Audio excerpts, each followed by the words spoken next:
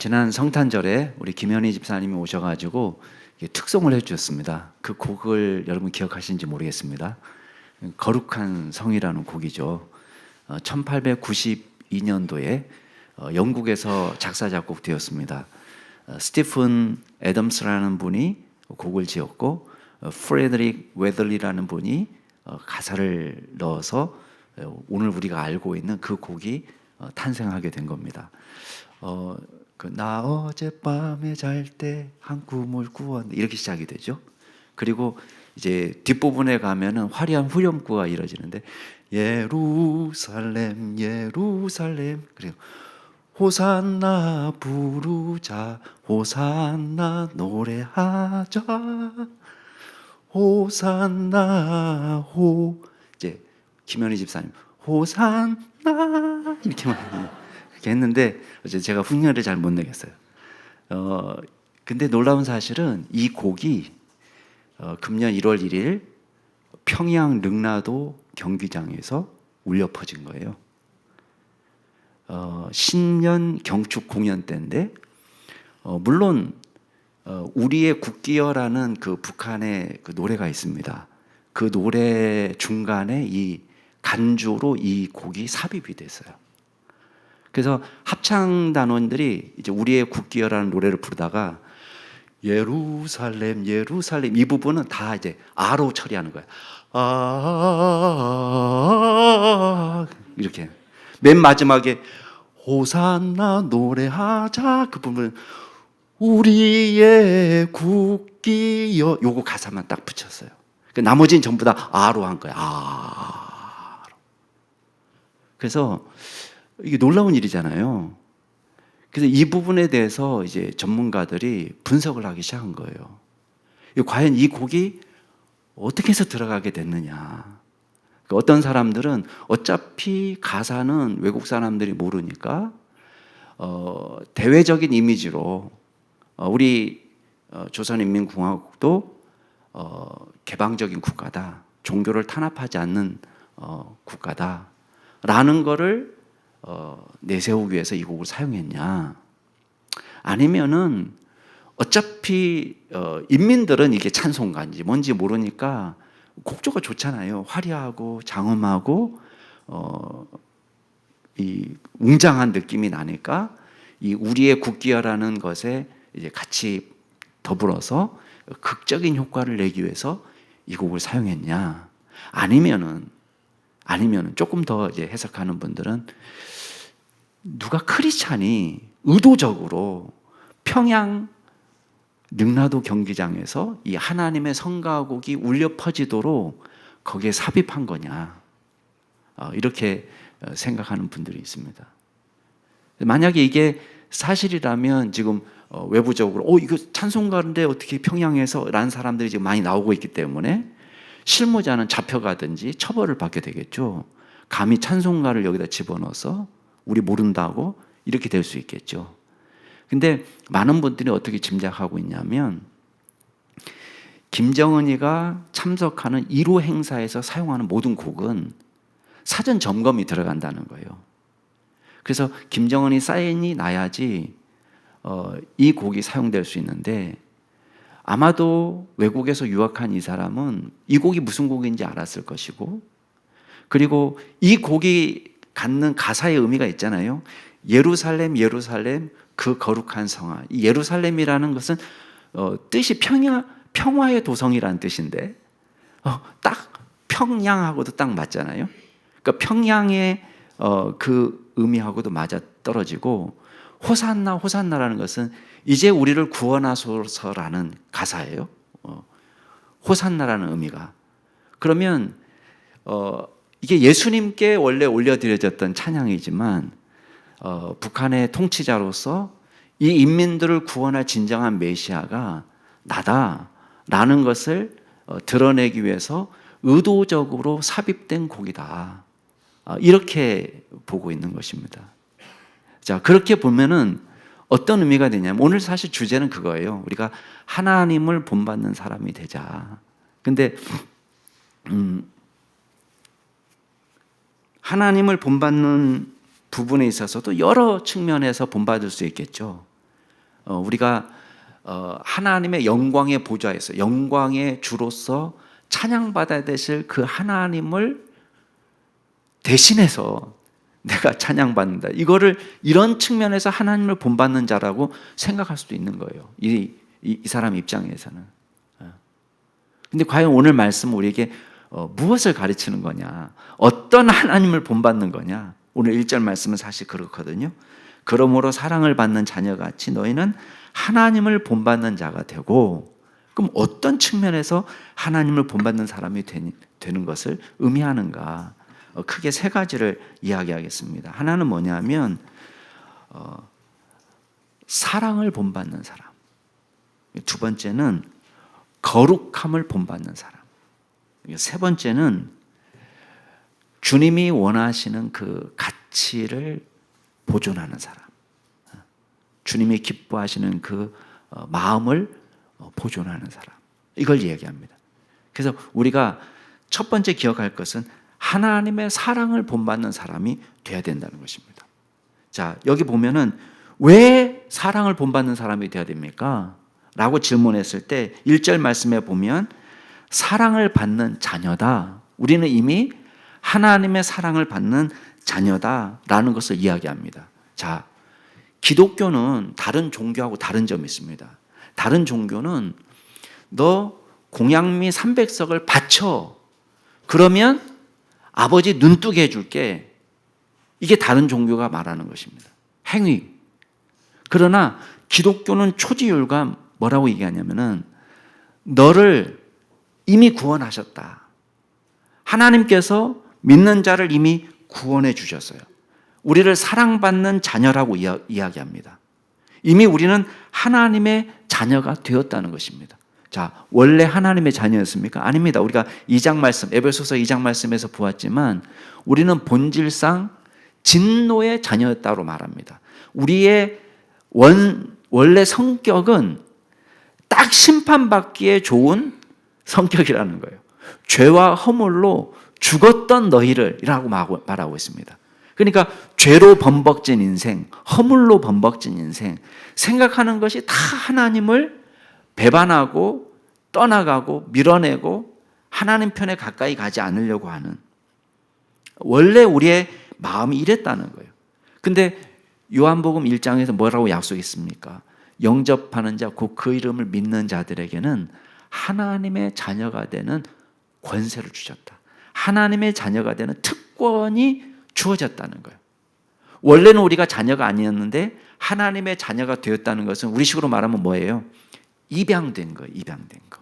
그래서 로마서에 보면은 더 이상 우리는 무서워하는 종의 영을 받은 것이 아니라 양자의 영을 받았다. 우리가 하나님의 양자로 입양되어 가지고, 그래서 하나님을 뭐라고 부를 수 있냐면 아빠, 아버지라고 부를 수 있는 관계가 되었다는 거예요. 여러분, 이 아빠, 아버지라는 표현이요, 성경에 딱 3번 나옵니다. 아빠, 아버지. 신약 성경에 3번 나오는데 원래 이 말은 누가 사용했던 말이냐? 겟세마네 동산에서 예수님께서 하나님께 기도할 때 사용했던 단어예요. 하나님을 아빠, 아버지. 아버지께서 아버지께는 모든 것이 가능합니다. 아버지께서 원하시면 이 잔을 내게서 옮기시옵소서. 그 기도할 때에 나왔던 말이 아빠, 아버지라고 말하는 거예요. 그러니까 아빠라고 부를 때는 엄청 친근한 관계로 하나님 부르는 거죠. 예. 여러분과 아버지하고의 관계는 어떻습니까? 그냥 뭐 돌아가신 분도 계시겠지만 여러분이 아버지를 부를 때에 평상시에 아빠라고 불러보셨나요? 아빠. 예. 보통 아버지는 좀 어렵잖아요. 옆에 가기가 좀 부담스럽고 어려울 때가 있는데, 그런 어려운 관계에 있을 때 보통 우리는 아버지라고 하지 뭐 아빠 이렇게 얘기는 안 한단 말이에요. 근데 지금 예수님을, 하나님을 아빠라고 불렀습니다.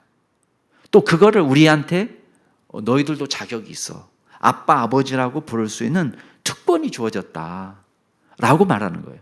그래서 사랑받는 자녀로서 우리가 하나님을 본받는 사람이 되는데, 그러면 하나님을 본받을 때 가장 먼저 본받을 게 뭐냐? 2절 말씀 같이 한번 읽어보세요. 2절 말씀 같이 시작. 그리스도께서 너희를 사랑하신 것 같이 너희도 사랑 가운데서 행하라. 그는 우리를 위하여 자신을 버리사. 예, 여기 보면 사랑 가운데서 행해라 이렇게 얘기합니다. 그러니까 크리스찬의 가장 기본, 제자도의 가장 기본이 뭐냐? 하나님처럼 사랑하는 거. 이게 가장 기본이라는 거예요. 그리스도인의 증거가 뭐냐? 사랑이다. 요한복음에 보면은 야, 너희가 서로 사랑하라. 내가 너희를 사랑한 것처럼 너희도 사랑하라. 만약에 너희가 사랑하면 이로써 많은 사람들이 너희가 내 제자인 줄 알 거다. 그러니까 그리스도의 제자의 특징이 뭐냐? 사랑이라는 거예요. 그러니까 사도행전 우리 예전에 공부할 때도 사도행전 배울 때 뭘 봤습니까? 사도행전에서 안디옥 교회 성도들이 그리스도의 사랑을 실천하기 시작하니까 세상 사람들이, 불신자들이 부른 겁니다. 불신자들이 교인들을 뭐라고 얘기하면 크리스티아노스라고 불렀어요.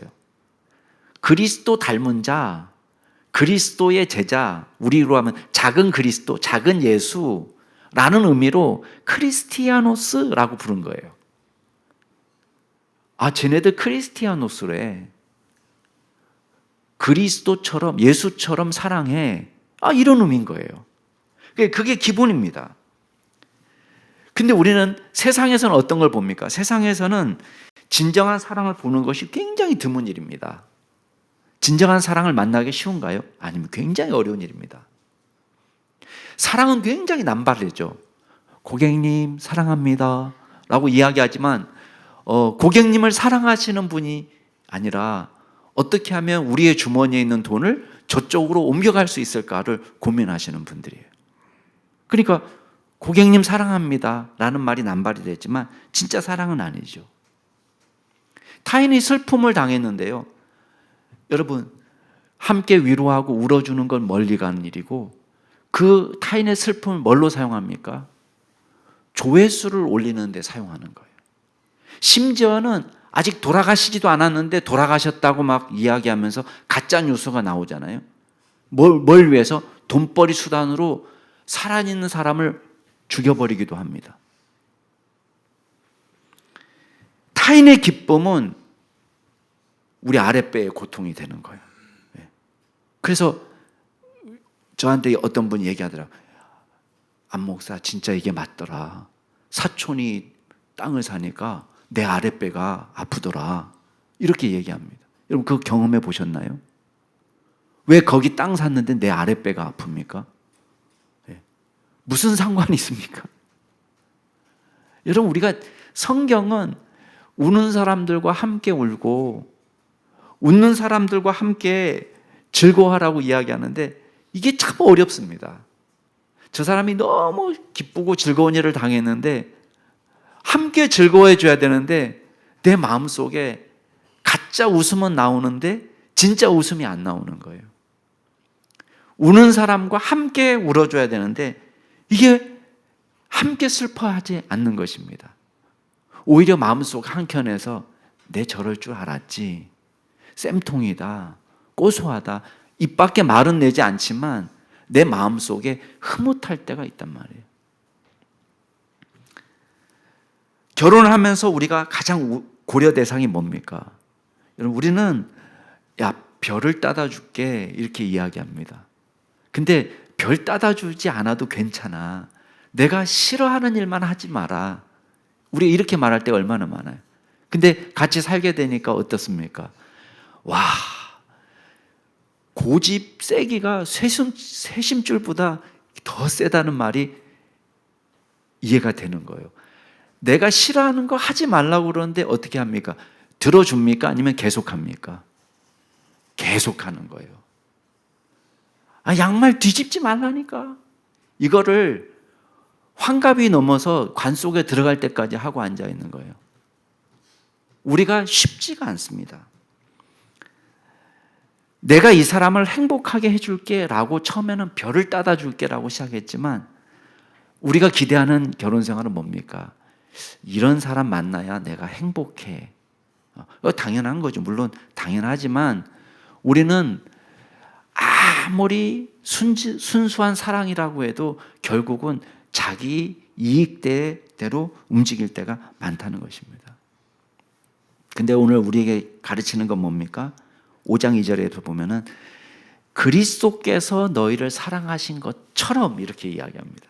그러니까 예수님의 사랑이 우리 삶의 목표가 된다는 거예요. 그러면 구체적으로 뭘 하셨냐? 여기 2절 말씀 중반에 보니까 우리를 위하여 자신을 버리셨다. 그러니까 말로만 추상적으로 높은 하늘에서 난 너를 사랑해라고 말한 것이 아니라 구체적으로 우리의 생명을 위해서 당신을 아낌없이 던지시는 사랑, 그 사랑을 우리에게 보여주셨다는 거예요. 그래서 거룩한 보좌를 버리고 이 땅에 내려오신 성육신 자체가 사실은 어마어마한 사랑의 표현입니다. 여러분, 신이 인간이 되어서 내려왔다? 이게 인간은 신이 될 수 없어요. 그렇지만 신의 입장에서는 얼마든지 가능한 일이기 때문에 우리처럼 이 땅에 오셔서 생고생을 하시는 거예요. 우리와 같이 살고 우리와 같이 자고 우리와 같이 먹고 이 삶을 살아가시는 것입니다. 여러분, 죄인들과 같이, 죄를 미워하시는 분인데 죄인들과 같이 어울리시는 걸 하는 겁니다. 여러분, 바리새인들은 세리와 죄인들과 같이 어울리는 것조차도 부정탄다고 생각했습니다. 입에는 사랑을 달고 살았지만 실제 연약한 사람들을 위해서 같이 지내는 것도 매우 불쾌하게 생각했는데 예수님은 흠도 점도 없으신, 죄가 하나도 없으신 분이 죄인들과 같이 취급받는 것을 기꺼이 감수하셨습니다. 우리는 이 사람들과 같이 어울리면서 내 명예가 실추되는 것이 싫습니다. 근데 예수님은 기꺼이 그걸 감당하십니다. 그리고 십자가에서 모든 버림받는 고통, 모욕과 하나님의 떠나가는 아픔, 그리고 지옥의 처절한 심판을 그대로 당하시는 거예요. 여러분, 의인을 위해서 죽는 사람이 혹시 있을 수는 있지만 그러나 죄인을 위해서 죽는 사람은 없습니다. 근데 예수님의 사랑은 뭡니까? 우리가 아직 죄인 되었을 때, 아직 회개하지도 않고 여전히 주님 욕하고 여전히 주님을 배반할 때에 그리스도께서 우리를 위해서 죽으셔서 하나님 우리를 얼마나 사랑하셨는지를 확증하셨다고 말하고 있습니다. 뿐만 아니라 여기 2절 보면은 향기로운 제물과 희생제물이 됐다라고 말씀합니다. 여러분, 향기롭다는 말은 다른 말로 표현하면 뭐냐면 하나님께 받음직한 사랑이었고 또 상대방에게 받음직한 사랑이 되었다는 걸 뜻해요. 여러분, 우리의 사랑은요, 아까도 자기중심적이라는 말을 줬는데 주는 사랑 같이 보이지만 주는 것도 자기중심적일 때가 참 많습니다. 상대방이 좋아하는 사랑은 상대방에게 유익이 되는 사랑을 주는 것이 아니라 내가 하고 싶은 사랑을 할 때가 많습니다. 예를 들면 이런 거죠. 새 장에 갇힌 새죠. 새 장에 갇힌 새는 뭐예요? 내가 주고 싶은 사랑을 주는 거죠. 거기에 의존하게끔, 여기에 갇혀서 내가 주는 물, 내가 주는 모이만 먹게 하는 것이죠. 그거 뭐예요? 철저히 죽을 때까지 창공은 구경하지 않고 오직 나에게 의존하는 인생을 살도록 하는 거예요. 여러분, 우리가 주는 목적은 뭡니까? 우리가 줄 때 뭘 기대하고 주는 거죠? 더 이상 줄 필요가 없는 사람이 되는 것이 최종적인 목적인 거예요. 우리가 우리 아이들에게 먹여주는 이유는 무엇입니까? 나중에 더 자라서 더 이상 엄마 아빠가 먹여주지 않아도 먹을 수 있는 존재가 되는 거. 그게 우리가 주는 사랑 아니에요, 그죠?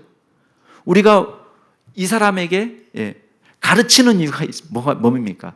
우리 아이들을 가르치는 이유가 뭐예요? 더 이상 엄마 아빠의 가르침이 필요 없는 존재가 되게 하기 위해서 우리는 가르치는 거예요. 근데 우리는 뭘 기대하죠? 계속 나에게 의존적인 존재로 만드는 거예요. 나를 떠나지 못하고 나한테 붙들어 매놓고 내 주변을 뱅뱅 돌도록 만들고 싶은 거예요. 근데 예수님의 삶은 세상의 권력자들이 하는 사랑과 다릅니다.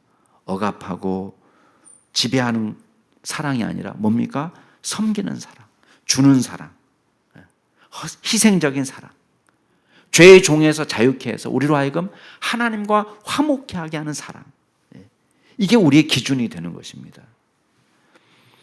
그가 우리를 위하여 목숨을 버리셨으니 우리가 이로써 사랑을 알고, 예수 그리스도의 사랑을 알고 우리도 형제들을 위하여 목숨을 버리는 것이 마땅하지라. 우리의 사랑이 어떤 사랑이냐? 사랑 가운데서 행하라고 할 때 어떤 것도 아끼지 않으신 예수 그리스도의 사랑을 본받아서 사랑하는 삶을 예수님이 기대하시는 겁니다. 그래서 이거를 우리가 구체적으로 추상적이지 않고 구체적으로 이해할 수 있는 게 뭐냐? 여러분, 고린도전서 13장이 그래서 중요한 거예요. 예수님이 보여주신 사랑이 거기 다 들어 있습니다. 오래 참는 사랑, 온유하고 친절을 베푸는 사랑, 시기하지 않는 사랑, 자랑하지 않는 사랑, 교만하지 않는 사랑, 무례히 행하지 않는 사랑. 우리는 사랑한다고 하면서 굉장히 무례할 때가 많습니다. 갑질할 때가 많아요.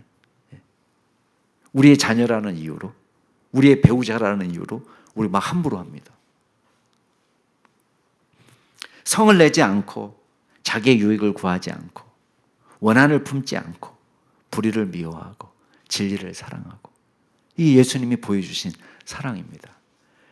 예수님의 사랑으로 사랑할 수 있는 믿음의 종이 될 수 있기를 주의 이름으로 축복합니다. 두 번째는 하나님의 거룩하심을 닮아가야 됩니다. 자, 거룩함을 추구하는 것은요, 신구약 성경의 공통점이에요.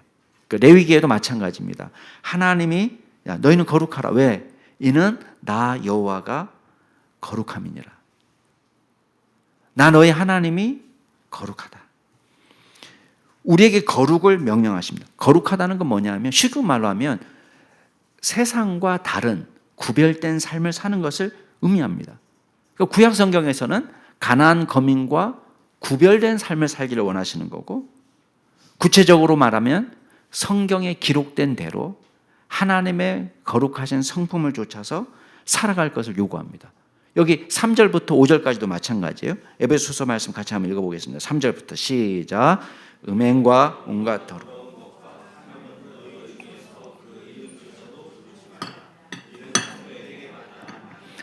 누추함과 어리석은 말이나 희롱의 말이 마땅치 아니하니 오히려 감사하는 말을 하라.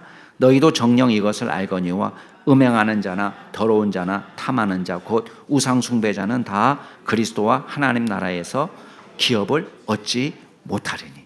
자, 바울이 언급하고 있는 지혜를 크게 세 가지로 묶을 수 있습니다. 카테고리화 시키면, 첫 번째는 행동으로 짓는 죄, 두 번째는 말로 짓는 죄, 세 번째는 마음으로 짓는 죄로 묶을 수가 있습니다. 자, 행동으로 짓는 죄. 물론 우리가 행함으로 하는 죄는 무수히 많을 겁니다. 근데 지금 이 에베소서에서 바울이 강조하는 것은 특별히 성적인 부도덕한 행위를 지금 지적하고 있습니다. 여기 사용된 단어 보면 음행, 여러분이 잘 아는 단어가 여기서 나왔어요. 포르네이아, 포르노가 여기서 나왔습니다. 포르네이아. 그러니까 음행, 온갖 더러운 것. 온갖 더러운 건 물론 광의적인 개념으로는 꼭 성적 죄만 의미하는 건 아닙니다. 모든 타락한 행위 전반을 다 이 단어에 포함시킬 수 있습니다. 그러나 협의적으로 계산하면 여기서 성적인 문제에 집중하고 있는 것이 맞습니다. 다른 얘기를 안 하는 것이 아니라 지금 대표적으로 에베소 교회 성도들이 공격받는 가장 심각한 죄에 대한 이야기를 하고 있는 거예요. 그 당시 에베소 사회는 아르테미스 신전이 있는 곳이라는 거 제가 사도행전에 말씀드렸죠. 다이아나, 로마 신 이름으로는 다이아나 신인데, 여기서 온갖 신전 제의 자체가 성적 문란함을 포함하고 있습니다. 그러니까 많은 사람들이 여기 관광지에 오는데, 명목상으로는 아르테미스 신전에 가서 예배한다라는 명목상의 명분을 갖고 있지만, 그러나 내용적으로 따지면 관광 상품인 거예요. 성적인 관광 상품을 누리는 거예요. 그러니까 사람들이 여기 와서 문란하게 성관계하고 돌아가는 것입니다. 여러분, 여기에 교회가 세워진 거예요. 교회가 영향 받겠어요, 안 받겠어요? 성도들이 영향 받는 거예요. 그러니까 교회 안에 예수 믿고 들어와 있지만 지금 초신자들이잖아요. 그러니까 영향을 받는 거예요. 여러분, 당시 문화가 성적으로 문란하기 때문에 바울도 이해한다. 니네가 사는 동네 문화가 그러니 어쩌겠냐. 이렇게 말하지 않습니다. 여러분 3절에 봐서 바울이 뭐라고 얘기합니까? 그 이름도 부르지 마라 이렇게 얘기합니다. 굉장히 단호합니다. 그리고 이것이 성도에게 마땅한 바다, 성도에게 어울리는 것만, 그 이름도 부르지 않는 것이 성도에게 마땅하다 이렇게 말합니다. 여러분 과거에 보다 한국 사회가 지금 성적으로 굉장히 개방적인 사회가 됐습니다. 생각도 개방적이고 실제 삶도 개방적입니다. 관통죄는 이미 폐지되었고 사랑하면 얼마든지 가정이 다 있어도 사랑하면 얼마든지 육체적인 관계를 맺을 수 있다라고 생각합니다. 문화 상대주의를 주장하는 사람은 성경에 나와 있는 이야기가 그건 옛날 구닥다리 이야기고 오늘날 시대에 적용하면 안 된다라고 말하시는 분들도 있습니다. 그러나 우리가 생각할 때 그렇게 생각하면 안 돼요. 왜? 에베소는 그러면 오늘 우리보다 더 엄격했느냐? 아닙니다. 에베소나 우리나 느슨하기는 마찬가지예요. 느슨하기는 마찬가지인데 바울은 에베소라고 해가지고 이해한다 이렇게 말하지 않습니다. 그 이름조차도 부르지 말라 이렇게 얘기합니다. 문화가 달라지고 시대가 달라져도 성경은 죄를 죄라고 이야기합니다. 결혼 외에 육체적인 관계를 죄로 규정합니다. 동성애도 옛날 성경에나 있는 것이지 지금은 시대가 달라지지 않았습니까? 아닙니다. 그 당시에도요 동성애가 만연했습니다. 고린도 교회 편지하는 편지를 보면은 뭐라고 되어 있습니까? 미혹을 받지 마라. 음행하는 사람, 우상 숭배하는 사람, 간음하는 사람, 탐색하는 사람, 남색하는 사람. 여기 남색이 동성애입니다. 여러분 신구약 공이 이걸 죄라고 이야기하는 것입니다. 음행을 피하라. 음행이라는 것은 다른 죄는 몸 밖에 있는 것이지만 특별히 이 음행은 자기 몸에 죄를 짓는 것이다.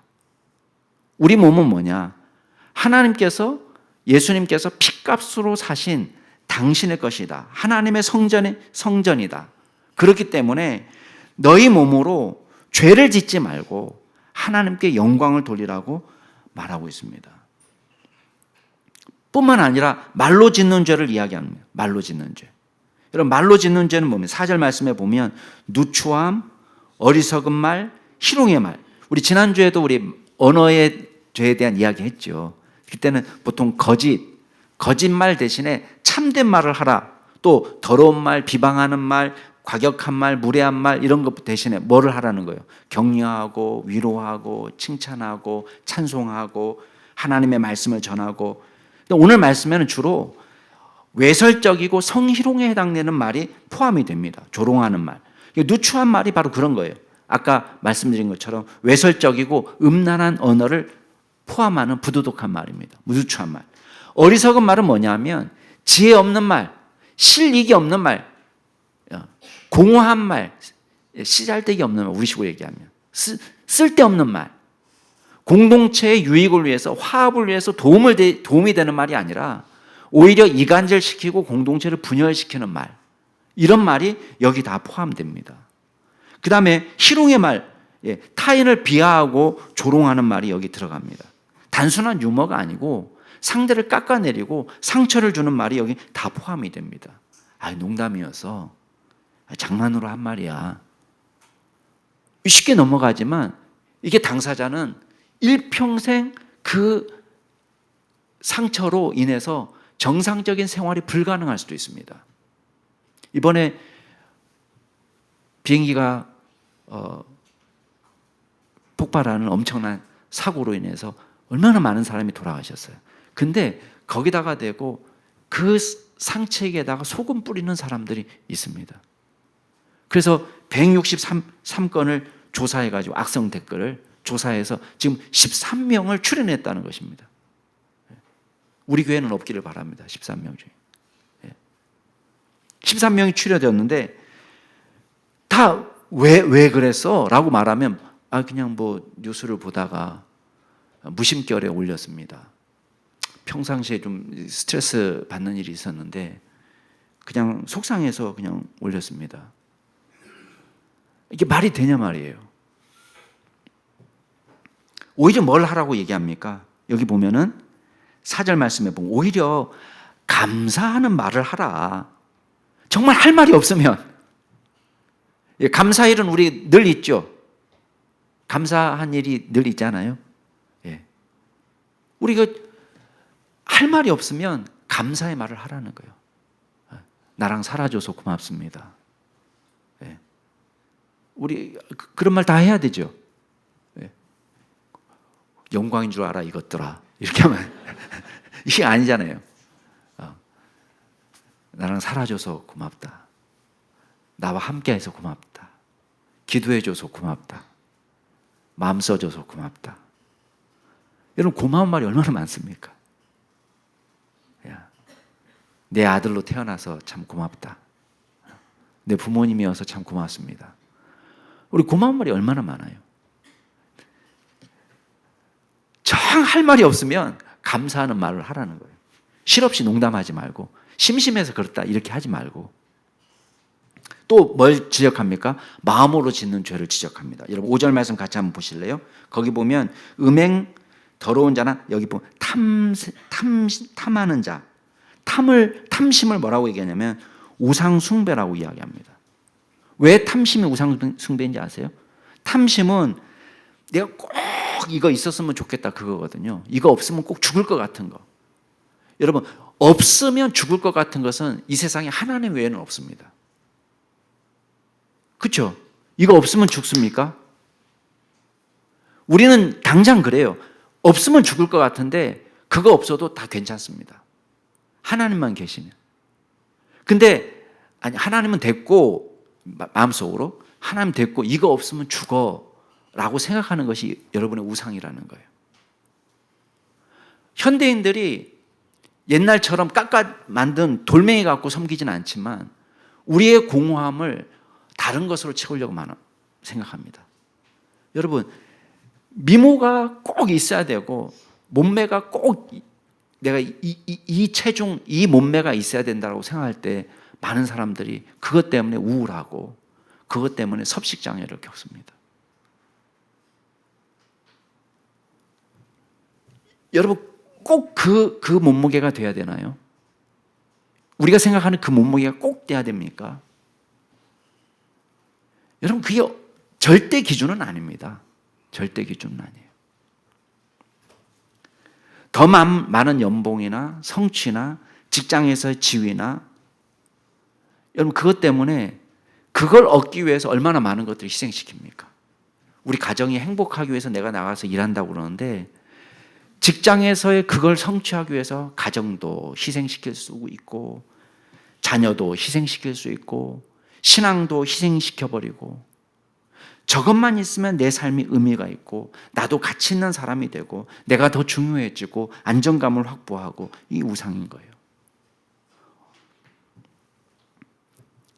어떤 부모는요 자신이 불안한 인생을 살았기 때문에 자녀에게 완벽한 환경을 제공하려고 해요. 욕이 없는 세상, 욕이 난무하지 않는 학교, 왕따가 없는 학교.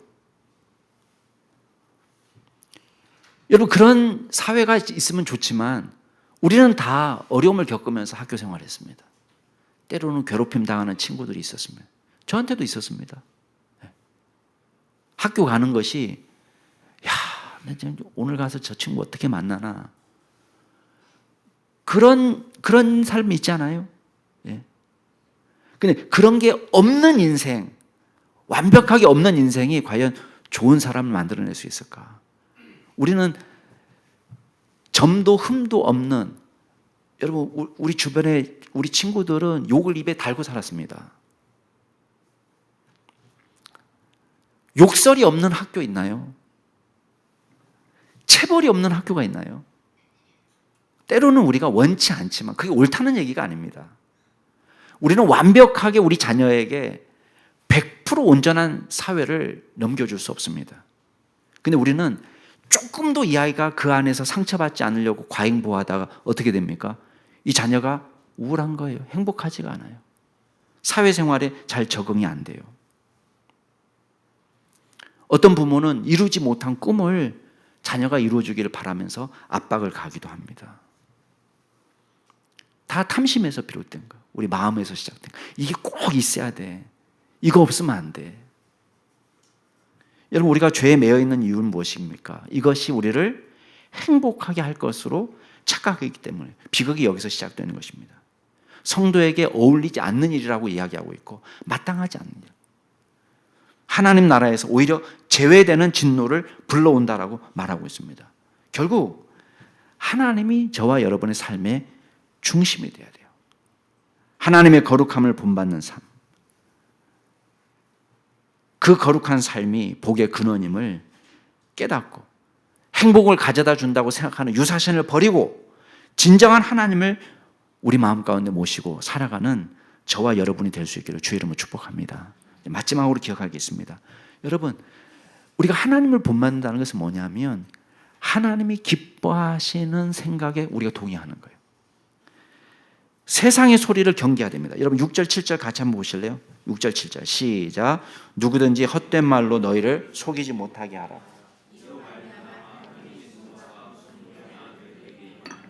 그러므로 그들과 함께하는 자가 되지 말라. 헛된 말을 우리식으로 표현하면 영양가 없는 말입니다. 죄를 정당화시키고 부추기는 말, 부추기는 생각. 야, 이게 좋대. 이렇게 살아야 돼. 야, 아직도 고지식하게 그렇게 사냐. 이렇게 살아야 되는 거야. 라고 말하는 것을 우리는 경계해야 돼요. 그럼 드라마나 영화나 세상은 죄를 미화시킵니다. 죄를 정당화시킵니다. 불륜을 아름답게 만듭니다. 현재의 가정을 깨뜨리고서라도 이루어지지 않았던 그 사랑을 찾는 것이 행복이라고 가르칩니다. 복수도 아름답게 그리고 살인과 폭행도 정당화시켜줍니다. 죄를 가볍게 여기게 만들고 하나님의 심판이 없다라고 가르칩니다. 그러나 우리에게는 진리를 분별할 책임이 있습니다. 바울이 골로새서에서 뭐라고 얘기합니까? 누가 철학과 헛된 속임수로 너희를 사로잡을까 주의해라. 이것은 사람의 전통이고 세상의 초등학문이고 그리스도를 따름이 아니다라고 이야기합니다. 여러분, 아무리 그럴듯하게 보여도 사람의 전통에 불과한 것입니다. 여러분, 김 박사님 말씀대로 살아서는 김 박사님 집에는 초대받을 수 있고 김 박사님이 너 잘한다라고 칭찬 들을 수는 있습니다. 그러나 하나님 나라에 들어갈 수는 없습니다. 이 박사님께서 죄가 아니라고 해서 하나님께도 죄가 아닌 게 아닙니다.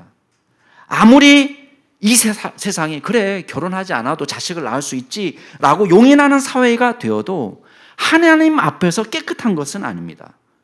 여러분, 아무리 세상 사람들이 조회수를 높여줘도 야 잘한다, 좋아요, 좋아요, 좋아요 눌러도 하나님이 여러분을 좋아요라고 누르지 않으면 끝나는 거예요. 6절 말씀에 하나님의 진노가 불순종의 아들들에게 임한다라고 말합니다.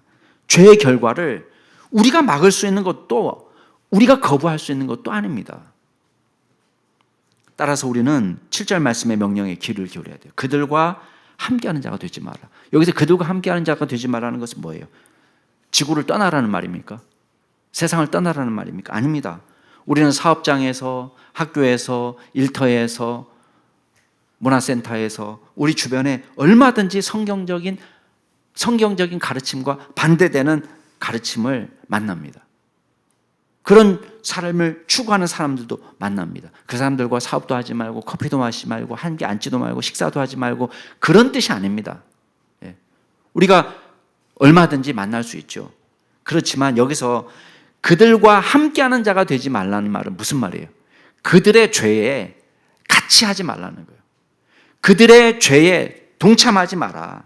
그들의 가치에 함께하지 마라.